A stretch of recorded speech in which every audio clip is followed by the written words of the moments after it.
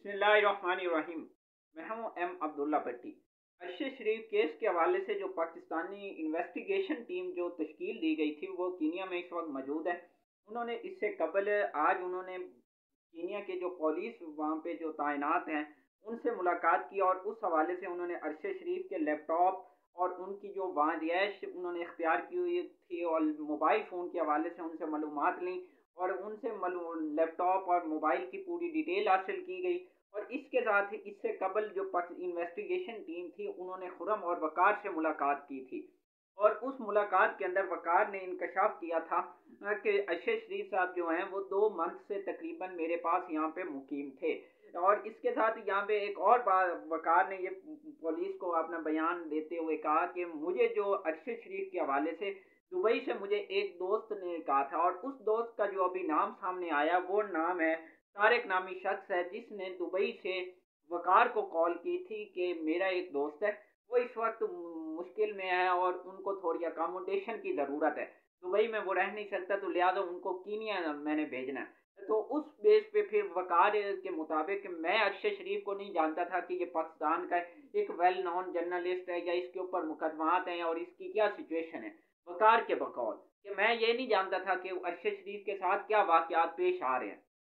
लेकिन जब तारिक ने मुझे ये बात बताई उसने नाम तो नहीं बताया लेकिन उसने अपने फ्रेंड का नाम बताया लेकिन जो अभी नाम आ रहा है वो तारिक का आ रहा है। तो यूं सब लिहाजा तारिक ने जब मुझे ये कहा कि मेरे एक दोस्त को आपने अकोमोडेट करना है तो उस बेस पे फिर मैंने अरशद का वहाँ पे टिकट और ये सारा जो ऑन अराइवल पूरा प्रोसीजर था वो क्रिएट किया और इसको वहाँ पे बुलवाया। तो जिस दिन और बकार ने यह भी पुलिस को बताया कि जो खुरम है वो मेरा भाई है और ये नैरोबी में मुकीम है लेकिन मैं नैरोबी में नहीं होता। मैं यहाँ फार्म हाउस में जो जिस जगह ये वाकया पेश आया जिस दिन उस दिन जिस डिनर किया था अरशद शरीफ ने जिस वो एमो नामिक डैम में जिधर वो शूटिंग होती है उसको ये चलाता है वकार चलाता है उसको खुरम नहीं चलाता। खुरम नैरोबी में होता है। तो उसने कहा कि उस रात को खाना खाने के बाद ये तकरीबन 8 बजे निकले थे उस लॉज से जिधर से खाना और यहाँ इन्होंने एंटरटेनमेंट वगैरह और पूरा जो शूटिंग रेंज है वहाँ खाने के बाद तकरीबन 8 बजे से ये निकले और तकरीबन आधे घंटे के बाद जो कि आधे घंटे के बाद मुझे भाई खुरम की कॉल आती है कि इस तरह से गाड़ी के ऊपर फायरिंग हुई है और ये वाला मामलात है। जिसके ऊपर मैंने वकार को कहा कि खुरम को कहा वकार ने कि वापस आ जाओ जिस पर खुरम ने कहा कि मैं वापस नहीं आ सकता क्योंकि वो फायरिंग कर रहे हैं और फायरिंग ये कहते हैं कि वो जिस जगह से ये निकले थे वहां से 18 किलोमीटर तकरीबन 18 से 20 किलोमीटर वो कच्चे का रास्ता है और उससे आगे जो मेन रोड शुरू होती है। तो खुरम कह रहा था उसने जो पुलिस को अपना बयान रिकॉर्ड कराया है और जो पाकिस्तानी इन्वेस्टिगेशन टीम के सामने जो उसने बयान दिया है उसके मुताबिक उसका ये कहना था कि यूं ही हम अभी मेन रोड से थोड़ा सा पीछे थे तो एक पत्थर वाले पड़े थे लेकिन मैंने पत्थर पे गाड़ी रोकी नहीं मैंने आगे चला दी। तो जब यूं ही मैंने वो पत्थर क्रॉस किए तो पीछे से फायरिंग झाड़ियों से लोग निकले और उन्होंने फायरिंग कर दी जिसकी बिना पे मैंने गाड़ी को तेज भगाना शुरू कर दिया। उन्होंने जब फायरिंग की तो वो अरशद शरीफ को गोली लग गई और उन्होंने मतलब उस वक्त टायर पे उन्होंने फायरिंग नहीं की। तो जो ही मैंने आगे निकला तो मैंने देखा तो अरशद का खून बह रहा था और वो एक दफ़ा उसका सर झुका हुआ था एक जानिब। तो मैंने अपने भाई को कॉल की कि ये वाला मामला पेश आया तो उन्होंने मुझे वापस बुलाने का कहा लेकिन मैंने कहा कि मैं वापस नहीं आ सकता क्योंकि वो वही जगह पे वो लोग मौजूद है तो लिहाजा वो दोबारा वो मुझ पे भी फायरिंग कर सकते हैं और ये वो लिहाजा मैं उससे आगे जब एक करीब ही मेन रोड पे पंप था पेट्रोल पंप वहां पे मैंने जाके गाड़ी रोकी और मैं छुप गया इस बिना पे कि कहीं वो लोग मुझे भी आके मुझ पे भी फायरिंग ना कर दें और चूंकि अरशद की तो जान अब जा चुकी है। जो ही मैं फिर एक कमरे में छुप गया फिर लिहाजा खुरम ने पुलिस जो वहाँ की सीआईडी थी उनको कॉल की और खुरम भी इतनी देर में वकार वकार भी इतनी देर में वहाँ पहुँच गया और वकार ने वो जो पहली तस्वीर जो आप सोशल मीडिया पे देखते हो वो वकार ने वहाँ से ली और वो उन्होंने सीआईडी जो कीनिया की पुलिस थी उसको भी भेजी। फिर वो पुलिस भी आ गया और वहीं पे उन्होंने फिर वो अरशद का जो फ़ोन था और लैपटॉप था और जो बाकी चीज़ें थी वो कीनिया पुलिस के हवाले कर दी। तो ये चंद एक अहम पॉइंट थे और उन्होंने ये भी कहा कि तकरीबन जो अरशद है उससे मेरी पहली मुलाकात भी उस दिन खाने पे हुई थी, क्योंकि वो पहले और जगह पे रह रहा था। अब उसने वकार ने बल्कि ये भी एक इंकशाफ किया है कि अरशद का जो वीज़ा था वो तकरीबन अब ख़त्म होने लगा था, इसलिए अब वो वापस नैरोबी जा रहा था अपने वीज़े को एक्सटेंड करवाने के लिए। ये भी उसका एक बयान आया कि उसको वापस जा रहा था अपने वीज़े को एक्सटेंड करवाने के लिए। अब इसके साथ इस एक और जो पॉइंट है वो इस केस के रिलेटेड वो ये है कि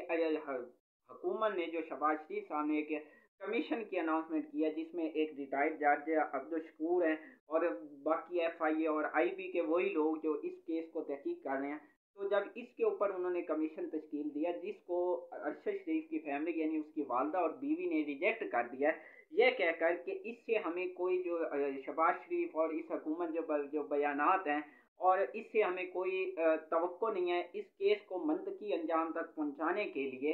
एक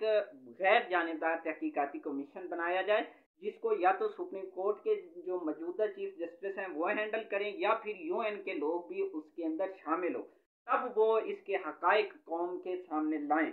उन्होंने कहा कि ये गवर्नमेंट की जो तहकीकाती जो इन्होंने कमीशन बनाया उसको मैं कैसे कबूल करूं, जब इसी हुकूमत ने उसके ऊपर दहशत गर्दी के पर्चे बनाए, उसके लिए मुल्क के अंदर जो ज़मीन थी वो तंग कर दी, जिसकी वजह से उसकी जान को थ्रेट लेटर मिलते, जान की धमकी के उसको लेटर मिलना शुरू हुए, तो इसलिए वो मुल्क से गया। तो अब इस हुकूमत की जो ये वाली एक रिपोर्ट है इसको मैं कैसे कबूल करूं। और इसी कमीशन को पीटीआई ने भी जो रुकन है फवाद चौधरी, उन्होंने भी कह के रद्द कर दिया है कि इससे वाकई वो फैमिली कैसे उसको इंसाफ मिलेगा। और इसके साथ अरशद शरीफ की वालदा ने जो सहाफ़ी हैं पीएफयूजे के जो फेडरल यूनियन जर्नलिस्ट हैं उनके अहदेदारों से भी ये कहा है कि अरशद शरीफ का जो खून है वो रायगा नहीं जाना चाहिए। इसके लिए मेरी आपसे अपील है कि आप इसके ऊपर अपनी पुरजोर आवाज़ उठाते रहें और ये गैर जानिबदार और एक न्यूट्रल जो हकीकी मानों में इस केस को मंतकी अंजाम तक पहुंचाने के लिए किरदार अदा करे, वो कमीशन तश्कील देने के लिए किरदार अदा किया जाए।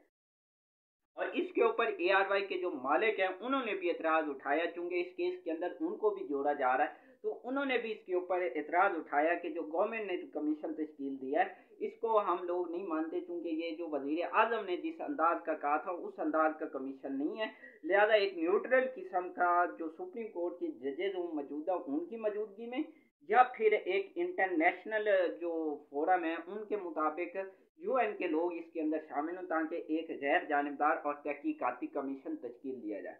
आखिर में जो अभी खबरें आ रही हैं वो ये आ रही हैं, एक और जो खबर है आम, वो ये है कि सैयद नूर एक फिल्म प्रोड्यूसर है, उन्होंने और बिलाल लशारी जिन्होंने अभी मौला जट प्रोड्यूस किया है, उन्होंने ये